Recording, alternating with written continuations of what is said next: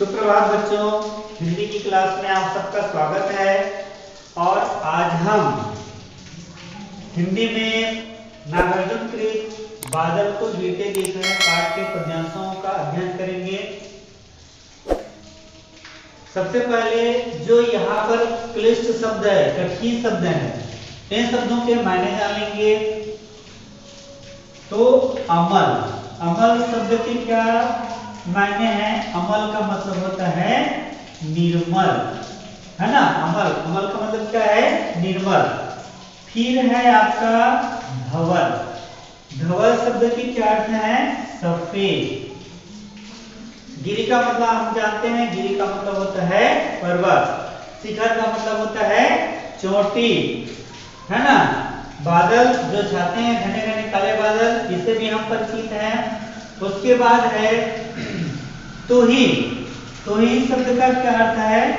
तुहीन शब्द का अर्थ है ओस जानते हैं ना सब। ओस की बूंद सूर्य के प्रकाश पड़ने पर बहुत ही मोती के समान चमकदार दिखाई देते हैं। कौन सी? ओस की बूंद। इसी को शबनम भी कह सकते हैं। इसी प्रकार से मानसरोवर एक स्थल का नाम है। कैलाश पर्वत का नाम आप लोग सुने होंगे। टीवी सीरियल में आप लोग जब कोई धार्मिक सीरियल देखते होंगे, भगवान शंकर कहाँ पर धुनी रमाए रहते हैं? कैलाश पर्वत पर ये धुनी रमाए रहते हैं। तो ये मानसरोवर कहाँ पर है? कैलाश पर्वत पर। स्वर्णिम शब्द है। स्वर्णिम शब्द का अर्थ है सोने के समान दिखाई देने वाला, है ना। तो ये हो गया आपका कठिन शब्द। इसके बाद हम इस पाठ के संदर्भ की ओर चलेंगे। आप सबको पता है संदर्भ में हम क्या लिखते हैं? पाठ का शीर्षक और लेखक या कवि का नाम। तो पाठ का शीर्षक क्या है?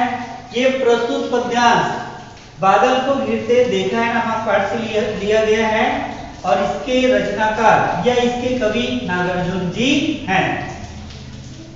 प्रसंग की ओर चलेंगे तो स्पष्ट है कवि ने यहाँ पर पर्वतीय क्षेत्रों में वर्षा की आगमन का वर्णन किया है। या हम ये भी लिख सकते हैं कि कवि ने यहाँ पर प्रकृति की सुंदरता का वर्णन किया है। ये हो जाएगा आपका प्रसंग। उसके बाद इस पूरे पद्यांश का वाचन कर लेते हैं।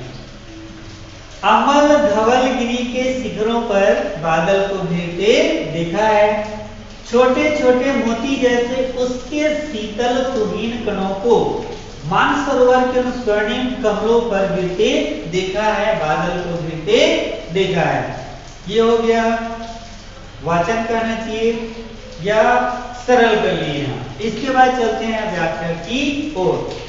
अमल धवल गिरी के शिखरों पर बादल को घिरते देखा। एकदम सिंपल सी बात। बारिश के दिनों में काले काले बादल छाते हैं और काले काले बादल जब छा जाते हैं, है ना, तो क्या होती है? बारिश होती है।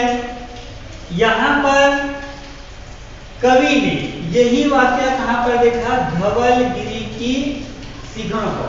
तो कवि ने बादल को घिरते अर्थात बादल को घिरते देखा, लेकिन कहाँ पर देखा? धवल गिरी की चोटियों पर काले घने बादलों को घिरते हुए देखे या काले घने बादलों को देखा।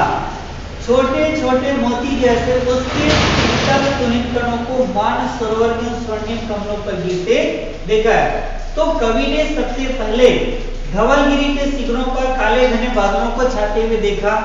फिर उसने देखा छोटे छोटे मोती जैसे उसके शीतल तुहिन कण।